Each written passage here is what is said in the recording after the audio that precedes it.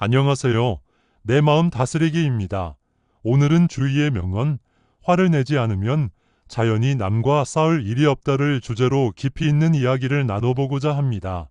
이 명언은 단순히 감정을 억누르는 것 이상의 의미를 담고 있으며 우리의 일상과 인간관계, 그리고 더 나아가 내면의 평화에 어떤 영향을 미치는지에 대한 중요한 통찰을 제공합니다. 우리가 일상에서 마주하는 상황은 다양한 감정들을 불러일으킵니다. 기쁨, 슬픔, 두려움, 그리고 분노. 이 중에서도 분노는 가장 즉각적이고 때로는 가장 파괴적인 감정으로 작용하기 쉽습니다. 그러나 분노를 다스릴 줄 안다면 이 감정은 단순히 부정적인 에너지가 아니라 관계와 삶을 개선하는 원동력이 될 수도 있습니다. 주의의 명언은 이러한 점에서 우리에게 큰 교훈을 제공합니다. 화를 내지 않으면 자연이 남과 싸울 일이 없다는 말은 단순히 화를 억제하라는 도덕적 충고가 아닙니다. 그것은 우리가 감정을 다스리고 상황을 더 깊이 이해하며 관계에서 더 높은 수준의 조화를 이루는데 필요한 길을 제시합니다. 예를 들어 친구나 가족과의 대화 중에 불쾌한 말을 들었다고 상상해 봅시다. 즉각적으로 화를 낸다면 그 순간의 갈등은 쉽게 확장되고 해결은 어려워질 것입니다. 반면에 잠시 멈추고 상황을 이해하려는 노력을 한다면 상대방의 의도를 더 명확히 파악할 수 있고 대화는 더욱 성숙한 방향으로 흘러갈 수 있습니다. 이는 단순히 갈등을 피하는 것을 넘어 더 나은 관계를 만드는 첫걸음이 됩니다. 더 나아가 화를 다스리는 일은 단순히 인간관계에서 끝나지 않습니다. 자신의 내면에서도 큰 변화를 가져옵니다. 분노를 다스릴 수 있는 사람은 감정의 주인이 되어 더 큰 평정심을 유지할 수 있습니다. 이러한 태도는 스트레스를 줄이고 더 나아가 육체적 건강에도 긍정적인 영향을 미칩니다. 연구에 따르면 감정을 잘 다스리는 사람들은 그렇지 않은 사람들에 비해 심혈관 질환의 위험이 낮고 전반적인 삶의 만족도가 더 높은 경향이 있습니다. 이 명언은 우리로 하여금 자신의 삶을 다시 한번 돌아보게 만듭니다. 나는 언제 마지막으로 화를 다스리지 못했는가? 그로 인해 발생한 결과는 무엇이었는가? 그리고 만약 그 순간에 내가 분노를 억누르고 다른 방식을 선택했다면 상황은 어떻게 달라졌을까? 이러한 질문들은 단순히 과거를 반성하는 데서 그치지 않고 앞으로의 행동을 개선하기 위한 중요한 시작점이 됩니다. 감정을 다스리는 것은 단순히 화를 참는 것을 넘어 우리 삶 전반에 걸쳐 긍정적인 영향을 미칠 수 있는 중요한 기술입니다. 오늘 이 주제를 통해 우리의 감정 관리 방식을 다시 한번 돌아보고 더 건강하고 평화로운 삶을 위한 발걸음을 함께 내디뎌 보시길 바랍니다. 우리는 일상에서 크고 작은 갈등 상황을 마주합니다.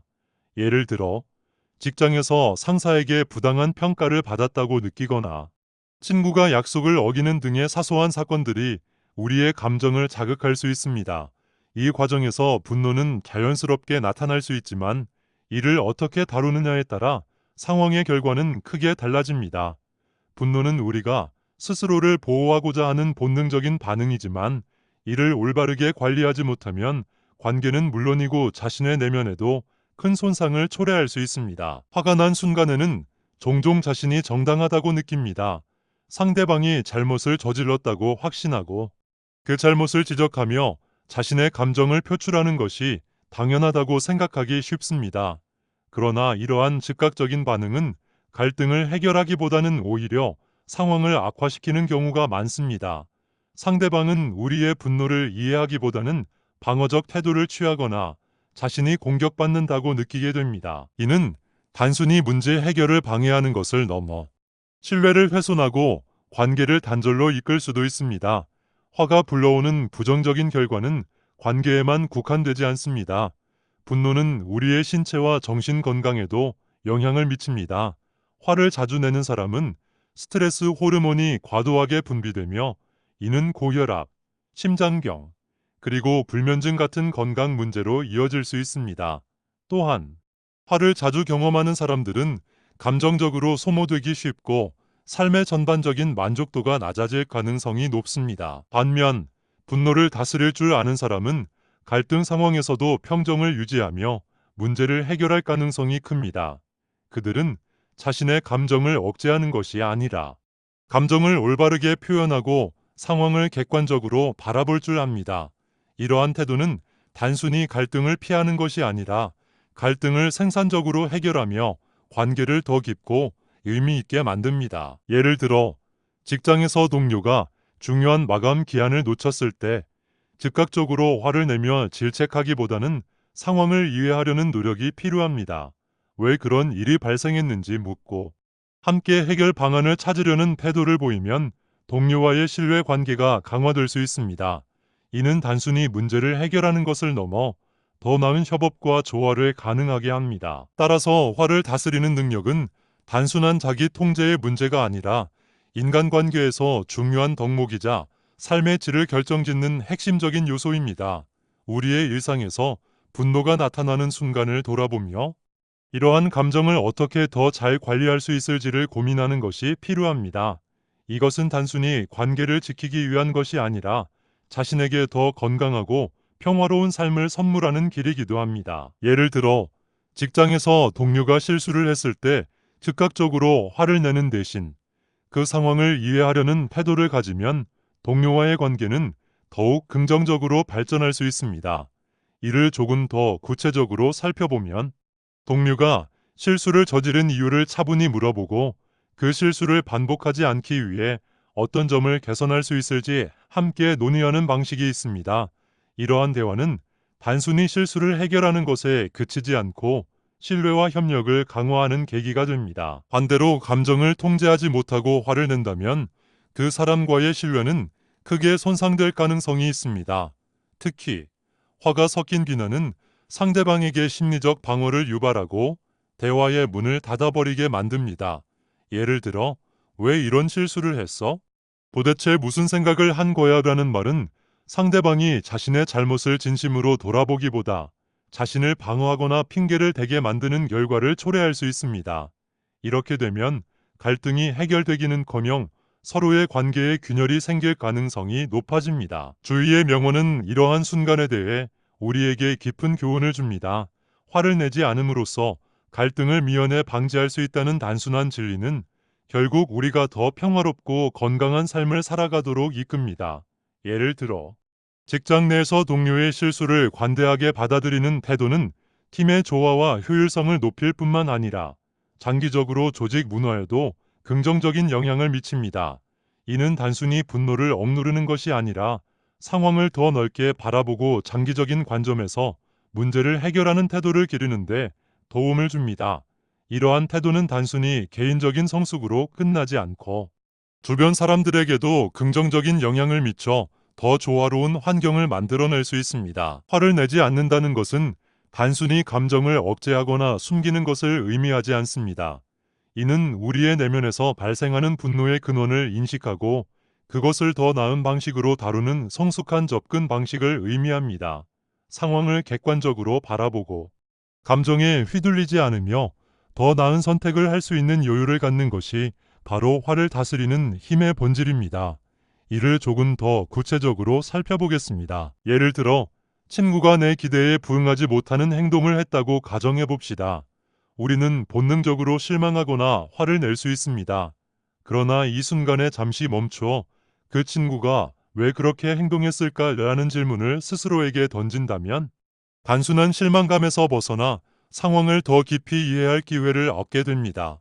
예컨대 친구가 약속을 어겼다면 단순히 신뢰를 저버렸다고 판단하기보다는 그들이 직면한 어려움이나 의도하지 않은 실수를 고려해 볼 수 있습니다.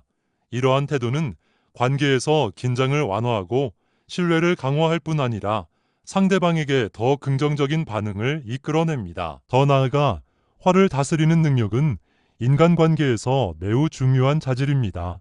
화를 내지 않는 사람은 주변 사람들에게 감정적인 안정감을 제공하며 상호작용 속에서 신뢰와 존중을 얻습니다. 이들은 자신이 느끼는 분노를 단순히 억누르는 것이 아니라 그 감정을 건설적으로 표현하고 대화를 통해 해결 방안을 모색합니다.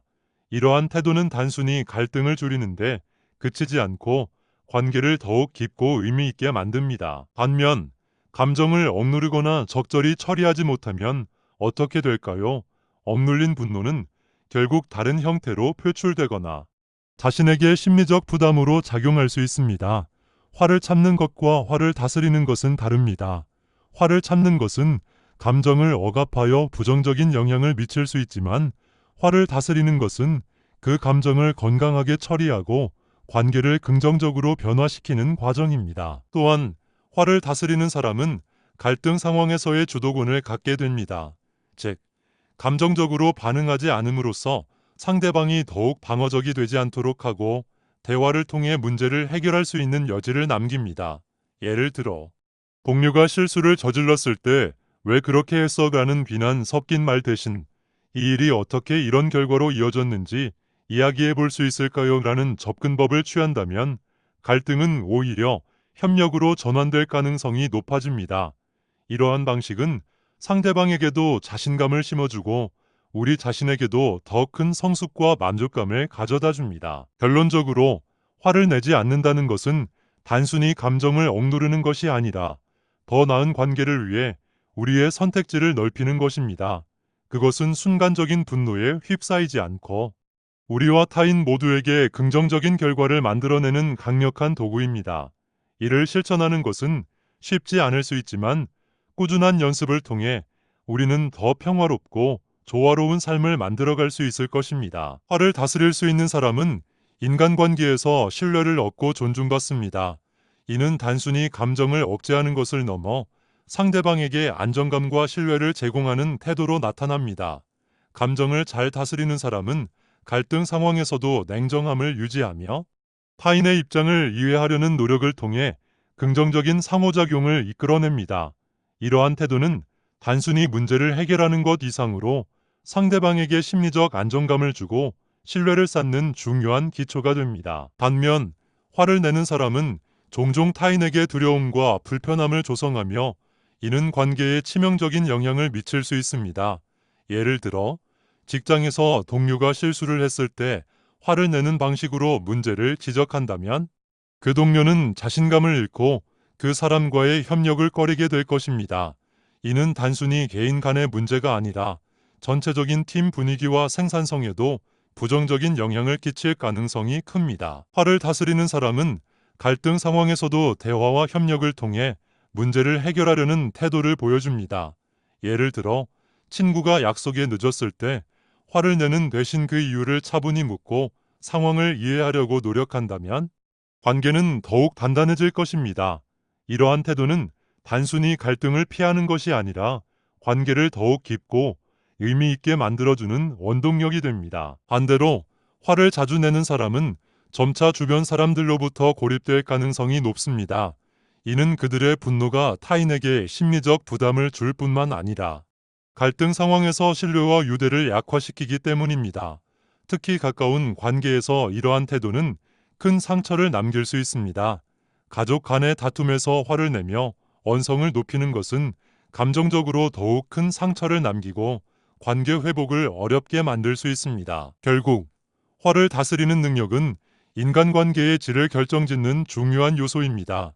이는 단순히 순간적인 감정 억제가 아니라 상대방을 존중하고 더 나은 관계를 형성하려는 의식적인 노력의 결과입니다. 화를 다스리는 태도는 갈등을 줄이는 것을 넘어 더 성숙하고 풍요로운 관계를 만들어가는 데 필수적입니다. 화를 내는 행동은 일시적인 해소감을 줄 수 있지만 장기적으로는 더 큰 후회와 손실을 가져올 수 있습니다. 특히 가족 간의 사소한 다툼에서 화를 내며 언성을 높이는 경우 상황은 더욱 복잡해지고 감정의 골은 깊어지게 됩니다. 예를 들어 부모와 자녀 간의 의견 충돌에서 화를 내며 문제를 해결하려고 하면 자녀는 부모의 감정을 받아들이기보다는 반항하거나 멀어지려는 경향을 보일 수 있습니다. 이런 행동은 단순히 순간적인 문제 해결을 방해할 뿐만 아니라 가족 구성원 간의 신뢰와 유대감에 깊은 상처를 남길 수도 있습니다. 화는 또한 직장 내 갈등에서도 비슷한 영향을 미칠 수 있습니다. 예를 들어 동료가 마감 기한을 놓쳤을 때 화를 내며 질책하는 경우 해당 동료는 자신의 실수를 교정하려는 노력보다는 방어적 태도를 취하게 될 가능성이 큽니다. 이는 팀의 협력과 조화를 저해하며 업무 효율성을 떨어뜨릴 뿐 아니라 조직 내 분위기에도 악영향을 미칩니다. 이처럼 화를 다스리지 못하면 관계뿐 아니라 전체적인 환경에도 부정적인 파급 효과를 미칠 수 있습니다. 또한 화를 다스리지 못하면 신체적, 정신적으로도 부정적인 영향을 받을 수 있습니다. 과도한 분노는 스트레스 호르몬인 코르티솔의 분비를 증가시키며 이는 고혈압, 심장병, 당뇨병과 같은 만성 질환의 위험을 높이는 요인이 됩니다. 장기적으로 분노를 자주 경험하는 사람들은 수면 장애를 겪을 가능성이 크며 이는 다시 신체적 피로와 정신적 불안으로 이어질 수 있습니다. 연구에 따르면 분노를 자주 느끼는 사람들은 그렇지 않은 사람들보다 심혈관 질환의 위험이 높고 평균 수명 또한 짧아질 가능성이 높습니다. 정신 건강 측면에서도 화를 다스리지 못하는 사람은 부정적인 감정의 반복으로 인해 우울증과 불안 장애를 겪을 위험이 있습니다.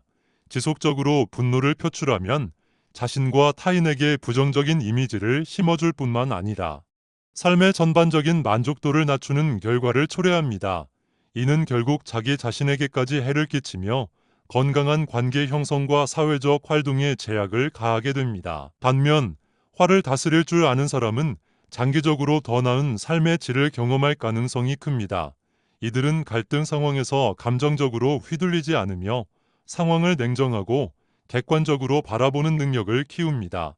예를 들어 친구와의 의견 충돌에서 화를 내는 대신 상대방의 입장을 차분히 듣고 대화를 이어간다면 오히려 관계는 더 깊어지고 신뢰는 강화될 것입니다. 이는 단순히 갈등을 피하는 것이 아니라 더 성숙하고 건강한 관계를 만들어가는데 중요한 역할을 합니다. 따라서 화를 다스리는 것은 단순히 관계를 위한 선택이 아니라 자신을 위한 중요한 실천이기도 합니다. 이는 신체적 건강을 보호하고 정신적으로도 평온함을 유지하며 더 나아가 인간관계의 질을 높이는 데 기여합니다. 화를 다스리는 연습은 하루아침에 이루어지지 않을 수 있지만 꾸준히 실천한다면 점차 삶의 전반적인 만족도가 높아지고 자신과 주변 사람들에게 더 긍정적인 영향을 미칠 수 있습니다. 그렇다면 우리는 어떻게 화를 다스릴 수 있을까요? 화를 다스리는 첫 번째 방법은 감정이 격해지는 순간 잠시 멈추는 연습을 하는 것입니다. 이는 단순히 충동적인 반응을 피하는 것을 넘어 상황을 더 객관적으로 바라볼 수 있는 시간을 제공합니다. 화가 날 때 바로 반응하지 않고 심호흡을 하며 자신에게 여유를 주는 것만으로도 감정을 가라앉히는 데 큰 도움이 됩니다. 예를 들어 직장에서 예상치 못한 실수로 인해 스트레스를 받을 때 즉각적으로 화를 내는 대신 몇 초간의 심호흡을 하며 마음을 정리하고 다시 상황을 바라보는 것은 감정의 폭발을 막는 데 효과적입니다. 심호흡은 단순히 심리적인 안정감을 주는 것을 넘어 우리의 신체 반응에도 긍정적인 영향을 미칩니다. 심호흡은 스트레스를 줄이고 심박수를 낮추며 신경계를 안정시켜 줍니다. 따라서 화가 나는 순간 심호흡을 통해 긴장을 풀면 더 나은 선택을 할 수 있는 여유를 얻을 수 있습니다. 이는 단순히 하루의 스트레스를 줄이는 데 그치지 않고 장기적으로 감정을 관리하는 데 중요한 기반이 됩니다. 두 번째로는 감정의 원인을 객관적으로 바라보는 것입니다. 화가 나는 순간에는 왜 내가 이렇게 화가 나는가라고 스스로에게 질문해 보세요. 이는 단순한 감정적 반응을 넘어서 그 감정이 어디에서 비롯되었는지를 깨닫게 합니다. 때로는 우리의 분노가 실제 상황보다 개인적인 기대나 오해에서 비롯된 경우가 많습니다. 예를 들어 동료가 마감 기한을 놓쳤다고 생각해 화가 날 수 있지만 그들의 입장에서 보면 예상치 못한 일이 발생했을 가능성도 있습니다. 이러한 관점 전환은 분노를 줄이고 상황을 보다 공정하게 이해하는 데 도움을 줍니다. 세 번째로는 감정을 적절히 표현하는 기술을 배우는 것입니다. 감정을 억누르는 것이 아닌 상대방에게 명확하고 침착하게 자신의 감정을 전달하는 것은 갈등을 해결하는 데 매우 효과적입니다. 예를 들어 왜 이렇게 일을 못해? 라고 비난하기보다는 이 부분에서 문제가 생겨서 다소 힘들었어요. 어떻게 해결할 수 있을지 논의해 볼까요? 라고 말하는 것은 상대방이 방어적인 태도를 취하지 않도록 하고 대화를 더 생산적으로 만들 수 있습니다. 네 번째로는 명상이나 운동과 같은 활동을 통해 화를 예방하는 것입니다. 명상은 우리의 마음을 차분하게 만들고 분노와 같은 부정적인 감정이 올라올 때 이를 더 잘 통제할 수 있도록 돕습니다. 매일 단 10분이라도 명상을 하면 우리의 감정 상태는 훨씬 안정적으로 바뀔 수 있습니다. 운동 또한 화를 다스리는 데 큰 도움을 줄 수 있습니다. 신체 활동은 스트레스를 완화하고 우리 몸에 긍정적인 에너지를 공급하여 분노를 줄이는 데 효과적입니다. 마지막으로 상황을 재해석하는 연습을 해보세요. 갈등 상황에서 내가 이 문제를 어떻게 다른 시각으로 바라볼 수 있을까라는 질문을 스스로에게 던지는 것은 감정을 조절하는 강력한 도구가 됩니다. 예를 들어, 약속에 늦은 친구를 비난하기보다는 그들이 교통체증이나 예상치 못한 일로 인해 늦었을 가능성을 생각하며 이해하려는 자세를 갖는 것입니다. 이는 단순히 화를 참는 것을 넘어 관계를 개선하고 신뢰를 강화하는 데 기여합니다. 두 번째로, 감정을 객관적으로 바라보는 연습이 필요합니다. 감정은 우리가 겪는 모든 상황에서 자연스럽게 나타나는 반응이지만 그 감정을 어떻게 해석하고 반응하느냐에 따라 결과는 크게 달라질 수 있습니다. 화가 나는 상황에서는 내가 왜 이렇게 화가 나는가? 지금 이 감정을 상대방에게 표현하는 것이 정말 필요한가? 이 순간에 분노가 나와 관계에 어떤 영향을 미칠 것인가와 같은 질문을 스스로에게 던지는 습관을 길러보세요. 이러한 질문은 단순히 우리의 분노를 억누르는 데 그치지 않고 그 감정의 근본 원인을 이해하는 데 도움을 줍니다. 예를 들어, 친구가 약속을 어겨 화가 났다면 먼저 그 상황을 분석해 보는 겁니다. 이 친구가 평소에도 약속을 잘 어겼던가? 아니면 이번이 처음인가? 내가 약속을 중요시하는 이유는 무엇인가? 이 상황에서 화를 내는 것이 우리 관계에 어떤 영향을 미칠까라는 질문을 통해 자신의 감정을 냉정하게 평가할 수 있습니다. 이렇게 감정을 객관화하면 일시적인 분노에 휘둘리지 않고 더 성숙한 반응을 선택할 수 있게 됩니다. 더 나아가 감정을 객관적으로 바라보는 연습은 단순히 갈등 상황에서만 필요한 것이 아닙니다. 이는 우리의 일상적인 삶에서도 적용할 수 있는 중요한 기술입니다. 예를 들어, 직장에서 동료가 중요한 마감 기한을 놓쳤을 때 단순히 이 사람 때문에 내가 힘들어졌다고 화를 내기보다는 이 상황이 왜 발생했는지 이해해 볼 필요가 있다는 태도를 가질 수 있습니다. 이러한 접근은 분노를 해결책으로 전환하는데 중요한 역할을 합니다. 감정을 객관적으로 바라보는 또 다른 방법은 자신의 분노를 관찰자의 시점에서 바라보는 것입니다. 지금 내 분노는 내가 느끼는 다른 감정의 표현일 수도 있다라는 생각을 해보세요. 예를 들어, 화가 나는 이유가 단순히 상대방의 행동 때문이 아니라 내가 가진 스트레스나 불안에서 비롯된 것은 아닌지 돌아볼 필요가 있습니다. 이러한 자기 성찰은 감정을 더 깊이 이해하게 하고 불필요한 갈등을 피할 수 있는 계기를 제공합니다. 결국 감정을 객관적으로 바라보는 것은 분노를 다스리는 가장 기본적이고 중요한 단계입니다.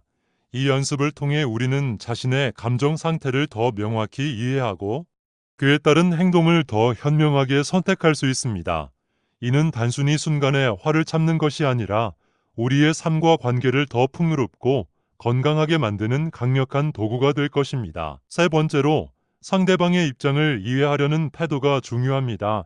우리는 모두 각자의 배경과 이유를 가지고 행동합니다. 상대방의 행동에는 종종 우리가 알지 못하는 맥락과 상황이 존재하며 이를 이해하려는 노력이 관계를 더 깊고 성숙하게 만듭니다. 예를 들어, 친구가 약속을 어겼을 때 화를 내기보다는 그들이 약속을 지키지 못한 이유에 대해 묻고 그들의 사정을 이해하려는 노력을 기울여 보세요. 그 친구가 단순히 게을거나 무책임한 것이 아니라 예상치 못한 상황에 직면했을 가능성을 열어두는 것입니다. 이러한 태도는 단순히 갈등을 줄이는 것을 넘어 상대방과의 신뢰를 구축하는 데 도움을 줍니다. 만약 친구가 개인적인 어려움이나 돌발적인 문제로 인해 약속을 지키지 못했다면 화를 내는 대신 요즘 무슨 일이 있었니? 내가 도울 수 있는 게 있을까라고 물어보는 태도는 상대방이 자신의 상황을 더 솔직히 이야기하도록 만듭니다. 이는 서로의 관계를 강화할 뿐 아니라 더 깊은 이해를 기반으로 한 관계로 발전시킵니다. 또한 상대방의 입장을 이해하려는 태도는 단순히 개인적인 관계에서만 중요한 것이 아닙니다. 직장에서도 이러한 태도를 적용할 수 있습니다. 예를 들어 동료가 중요한 마감 기한을 놓쳤을 때 즉각적으로 비난하기보다는 어떤 점이 어려웠는지 이야기해 줄 수 있나요? 라는 질문으로 대화를 시작해 보세요. 이는 문제 해결을 위한 협력적인 분위기를 조성하며 동료가 스스로를 더 책임감 있게 느끼도록 합니다. 이러한 이해의 태도는 팀워크를 강화하고 직장 내에서의 갈등을 예방하는 데에도 큰 역할을 합니다. 또한 상대방의 의도를 이해하려는 노력은 감정적으로 안정적인 환경을 조성합니다. 사람들은 자신이 이해받고 있다고 느낄 때 심리적으로 더 개방적이 되고 상대방에게 더 신뢰를 가지게 됩니다. 갈등 상황에서도 화를 내기보다는 무슨 일이 있었던 거야? 라고 진심 어린 질문을 던지는 것만으로도 분위기는 완전히 달라질 수 있습니다. 이러한 대화는 감정적으로 긴장을 완화시키며 더 긍정적이고 생산적인 방향으로 대화를 이끌어 나갑니다. 상대방의 입장을 이해하는 데에는 시간과 노력이 필요할 수 있지만 그로 인해 얻게 되는 관계의 안정성과 깊이는 매우 큽니다.